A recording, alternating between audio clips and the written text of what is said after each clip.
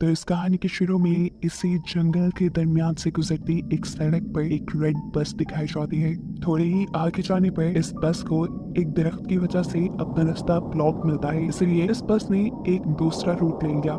ये जाने बगैर कि आगे कोई खतरा भी हो सकता है। वहाँ पर हम कुछ स्केलेटन भी देखते हैं और आगे जाने पर सारे दरख्त भी इर्द गिर्द से खत्म हो चुके थे। अचानक ही धुंध ने चारों तरफ से उन्हें घेर लिया था।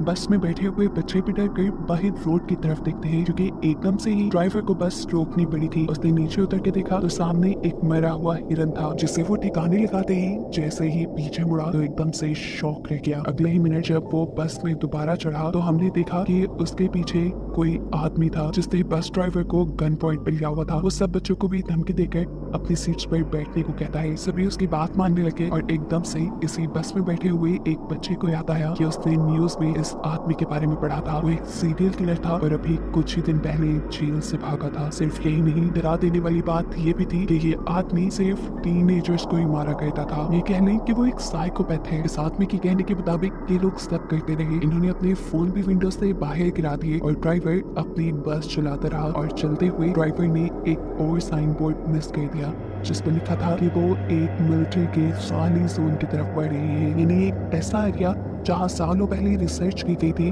लेकिन अब वहाँ पर कोई इंसान नहीं रहता था। ये एक टनल थी जिसमें इस टाइम बहुत सी लाइट्स चल रही थी और इसी टनल के अंदर एकदम से उनकी बस रुक जाती है। इन्हें मालूम हुआ कि बस का इंजन खराब हो गया है। तो साइकोपैथ किलर को लगा कि ड्राइवर उसके साथ चालाकी कर रहा है, इसीलिए उसने एक बच्चे को गन पॉइंट पे ले लिया और ड्राइवर से कहा, चलो उतरो नीचे और मेरे सामने बस ठीक करो। कोई भी चालाकी करने की कोशिश की तो मैं इस बच्चे को मार डालूंगा। इसी दौरान अचानक इस टनल की लाइट भी चली गई। ये सभी अचानक घबरा गए। एकदम से ही इस अंधेरी टनल में इन्हें खौफनाक आवाजें सुनाई देने लगी। किलर ने ड्राइवर को इशारा किया कि जाओ जाकर देखो वहाँ क्या है। ड्राइवर भी अपनी टॉर्च लेकर आगे बढ़ा। जैसे जैसे वो खूब अंधेरी की तरफ बढ़ता रहा, उसे एक साया दिखाई देने लगा। करीब जाने पे पता चला वो तो एक भयानक दिखने वाला मॉन्स्टर था। ड्राइवर ने डर के चीख मारी और उस मॉन्स्टर ने उसे चेस्ट से पकड़कर मार डाला।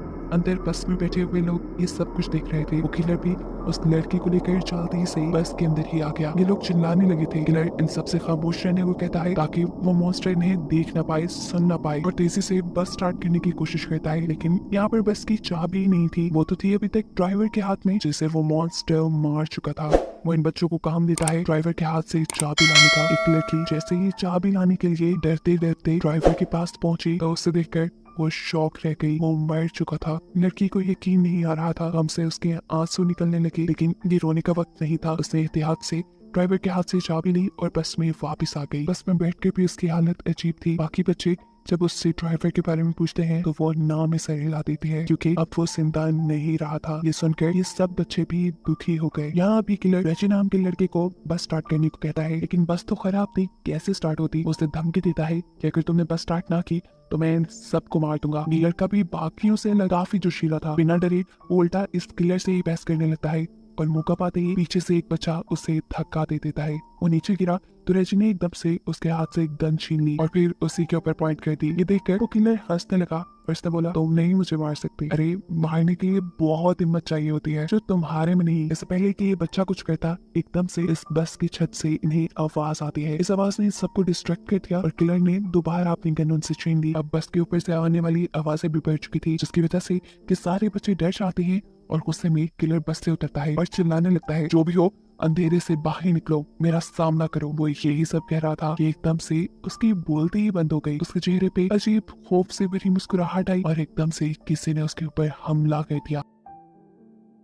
हमला करने वाले ने उसका सर धड़ से अलग कर दिया था और बस के अंदर से ये देखकर बच्चे बिल्कुल शॉक रह गए। वो खामोश हो चुके थे क्योंकि उन्हें क्रिएचर यानी मॉन्स्टर के एक हाथ में उस आदमी का सर और वो खौफनाक सी दिखने वाली क्रिएचर नजर आ रही थी। उसके हाथ में बहुत सारे टेंटिकल्स थे जो उसने इस आदमी के सर के अंदर फंसाए हुए थे। इन्हें समझ ही नहीं आ रही थी कि ये क्या करे। ये लोग अब अपनी जान बचाने के लिए इस बस के अंदर रहने का ही डिसाइड करते हैं, लेकिन तब तक ही जब तक इन्हें अपने बस के बाहर से अजीब आवाजें सुनाई नहीं देने लगी थी। कड़कड़ाती हुई आवाज से बस का दरवाजा खुला और इन्होंने बस की सीट के ऊपर उसी मॉन्स्टर की बड़ी बड़ी हाथ देखी। इन्हें मॉन्स्टर बस के अंदर आ चुका था, जिससे बचने के लिए ये बस के दूसरे डोर से नीचे की तरफ भागने लगे, पर ये दरवाजा नहीं खुला। उनके हाथ में टॉर्च थी, जिसका मुंह गलती से जब मॉन्स्टर की तरफ होता है तो ये नोटिस करते हैं कि मॉन्स्टर इस लाइट से डर रहा है। बस इसी चीज का फायदा उठाते हुए इन्होंने उस मॉन्स्टर को लाइट के सर ही दूर रोक के रखा कि जितने में इनकी बस का दरवाजा भी खुल गया और ये लोग बस से उतर गए। लाइट को मॉन्स्टर की तरफ रखते हुए ही ये लोग आगे की तरफ भागते रहे और पहुंचे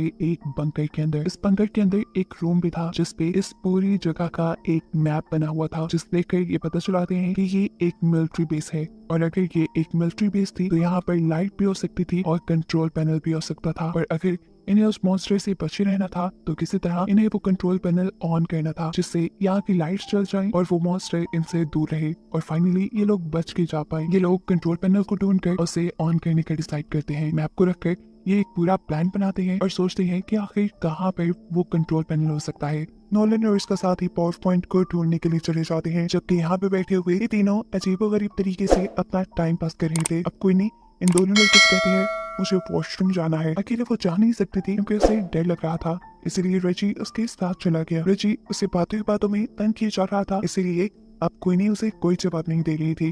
काफी देर हो गई, क्वीनी उसकी तरफ जब मुड़ी नहीं तो उसे कुछ अजीब लगा, इसलिए फाइनली उसने पीछे मुड़कर देखा तो वहाँ क्वीनी थी ही नहीं। उसके तो होश ही उड़ गए। जोर जोर से चिल्लाते हुए वो यहाँ वहाँ क्वीनी को ढूंढने लगा। उसके दूसरे दोस्त को भी ये बात पता चल गई कि क्वीनी गायब है। ये लोग इस पूरे एरिया में क्वीनी को ढूंढने लगे और आखिर एक ऐसी जगह पहुंचे जहाँ इन्हें क्वीनी दिख गई। लेकिन इस वक्त क्वीनी के ऊपर एक मॉन्स्टर था, एक भयानक मॉन्स्टर जो बस क्वीनी को गर्दन पे काट कर खाने वाला था। क्वीनी की अपनी हालत तो जैसे बेहोशों की तरह हो गई थी। यहाँ पर रेजी उस मॉन्स्टर को फायर दिखाकर उसे डिस्ट्रैक्ट करता है, जबकि उसका दूसरा दोस्त उसके नीचे से क्वीनी को निकालने में कामयाब हो गया। क्वीनी और वो दोनों तेजी से आगे की तरफ बचकर भागने लग जाते हैं। ये सोचे पके कि रेजी तो उनके पीछे है ही नहीं। असल में लड़की के हाथ से मिसाल इस मॉन्स्टर ने गिरा दी थी और वो नीचे पानी में गिर कर बुझ गई और अब मॉन्स्टर बस उसके ऊपर हमला करने ही वाला था। उसके मुंह से अजीब सी चीजें निकल कर रेजी के मुंह पे गिर जाती हैं और ये खून था। क्वीनी और उसके दोस्त ने आकर जब रेजी को देखा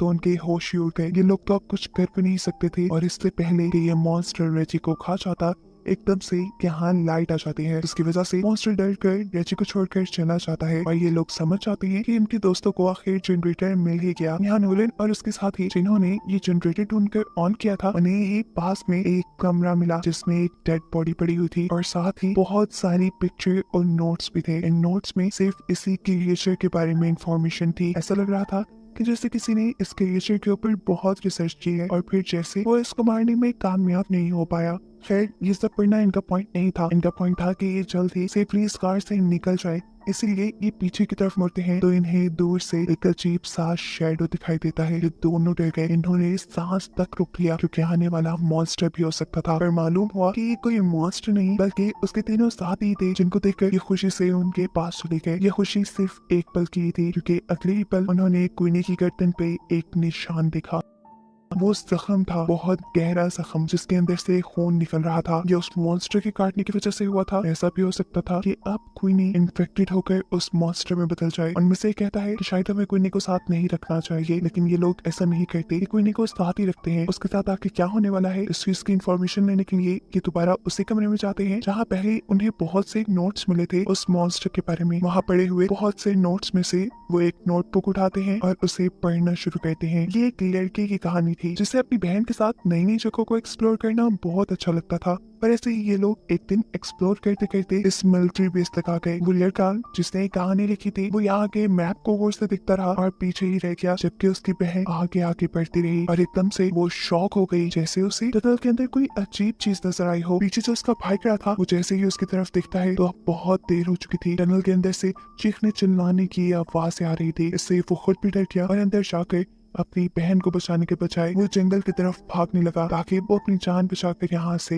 जा सके। इस टाइम ये बच्चा तो यहाँ से चला गया, लेकिन अब उसके दिमाग में ये इंसिडेंट रह गया था। उसके दिल में ये बात रह गई थी कि उसकी लापरवाही की वजह से उसकी बहन मारी गई और अब वो उस चीज से बदला लेना चाहता था जिस चीज ने उसकी बहन को मारा था। सालों गुजरने के बावजूद भी वो कुछ नहीं भूल पाया। उसने इस मॉन्स्टर के ऊपर रिसर्च की, उसके बारे में एक एक चीज पता चलाई और फिर प्लान किया कि कैसे वो इस मॉन्स्टर को मार सकता है। उसने मॉन्स्टर को मारने के लिए एक मशीन तक बना डाली थी। लेकिन इससे पहले कि वो मॉन्स्टर को मार पाता, उसकी बुरी किस्मत के मॉन्स्टर ने उसके यहाँ होने का पता चला लिया और उसे ही मार डाला। उसी के बनाए नोट से ये लोग ये भी पता चला पाते हैं कि वो मॉन्स्टर जिसके ऊपर हमला कर देता है या जिसका खून चख लेता है उसे मार कर ही रहता है। और अब क्वीनी के ऊपर बहुत ज्यादा खतरा था। ये लोग फैसला करते हैं कि क्वीनी को बचाने के लिए ये लोग लड़ेंगे। उस आदमी ने जो काम शुरू किया था उसे ये लोग पूरा करेंगे। उसकी मशीन को ये लोग कंप्लीट करेंगे और उस मॉन्स्टर को मार देंगे। लेकिन क्वीनी यहाँ कहती है नहीं, मेरी वजह से कोई अपने आप को खतरे में नहीं डालेगा। लेकिन उसके सारे ही दोस्त अच्छे थे। वो कहते हैं नहीं, हम सारे यहाँ से जिंदा ही बचकर निकलेंगे। ये सोचकर ये सभी एक दूसरे को गले लगाते हैं और फिर एक साथ अपने प्लान पे वर्क करना शुरू कर देते हैं। कुछ देर की मेहनत के बाद ये लोग उस आदमी की बनाई मशीन को मुकम्मल कर भी लेते हैं जो अब पूरी तरह काम कर रही थी। ये देखकर ये लोग बहुत खुश हुए। लेकिन अभी मेन काम बाकी था, उस मॉन्स्टर को इस मशीन के सामने लाना, जिसके लिए ये लोग एक ट्रैप बनाते हैं। क्वीनी के खून से भीगे हुए कपड़े ये लोग एक खाली जगह पर रख देते हैं ताकि उसे सूंघते हुए वो क्रिएचर वहां तक आ जाए। थोड़ी दूरी पर उन्होंने क्वीनी को भी खड़ा किया हुआ था ताकि मॉन्स्टर सही जगह पर आए और ये लोग फिर लाइट चलाकर उसे मार दें। इनके प्लान के मुताबिक वो मॉन्स्टर इनके सामने आया भी। खुशबू सूंघते हुए उसने क्वीनी के कपड़े भी उठाए, लेकिन ये क्वीनी नहीं थी। वो जान गया था ठीक इसी टाइम पर नोलत को वो ट्रिगर नीचे करना था, लेकिन बदकिस्मती से वो ट्रिगर फंस गया और ऐसे मॉन्स्टर क्वीनी को ढूंढते हुए उसके पीछे आ गया। इससे पहले क्यों क्वीनी के ऊपर हमला कर देता, ठीक वक्त पर वो लोग उस मशीन का ट्रिगर ऑन कर देते हैं और बहुत सारी लाइट उस मॉन्स्टर पे पड़ने पर मॉन्स्टर क्वीनी को छोड़ देता है। क्वीनी और उसकी दूसरी साथी तेजी से भागते हुए टनल से बाहर निकल आते हैं और यहाँ बेकी का साथी तेजी से भागते हुए उस मॉन्स्टर के पेट में स्टैब कर देता है। लेकिन इनकी बदकिस्मती क्या उनके इस वार ने मॉन्स्टर का कुछ नहीं बिगाड़ा था। अब इन लोगों के पास बस यही हल था कि ये लोग अपनी जान बचा के यहाँ से भागे। हाथों में मशाल लिए ये लोग बाहर की तरफ भागने लगते हैं। लेकिन अब मॉन्स्टर इनके पीछे पीछे था। दोनों लड़कियां तो तब की टनल से बाहर निकल गई थी। टनल से बाहर निकलते ही उन्होंने सुकून का सांस लिया और पीछे देखा जहाँ अभी तक उनके दोस्त नहीं आ रहे थे और अब उनके सामने मॉन्स्टर भी खड़ा था। डर से ये लोग कांपने लगे, लेकिन मॉन्स्टर बाहर नहीं आया क्योंकि बाहर रोशनी थी। इतने में ही पीछे हम उन तीनों लड़कों को देखते हैं जो अब इस मॉन्स्टर के करीब आकर पीछे से उसे आग लगाकर टनल से बाहर आ गए। वो मॉन्स्टर आग में चल गया और फाइनली इनका प्लान सक्सेसफुल रहा। इन्होंने उस मॉन्स्टर को मार दिया था। इन सब की जान बच गई थी। ना सिर्फ अपने लिए, इन्होंने यहाँ आने वाले आगे सभी लोगों के लिए खतरा खत्म कर दिया था। इसीलिए ये बहुत खुश थे। कहानी के आखिरी सीन में ये बच्चे अपने ड्राइवर को याद करते हैं जिसने इनसे एक पहेली पूछी थी कि वो ऐसी क्या चीज है जो हर मुसीबत से हमें बाहर निकाल देती है। उस टाइम तो इन्हें इस पहेली का जवाब नहीं आया था, लेकिन अब ये लोग समझ गए थे कि वो चीज हिम्मत है जो किसी भी इंसान को किसी भी मुश्किल से बाहर निकाल देती है।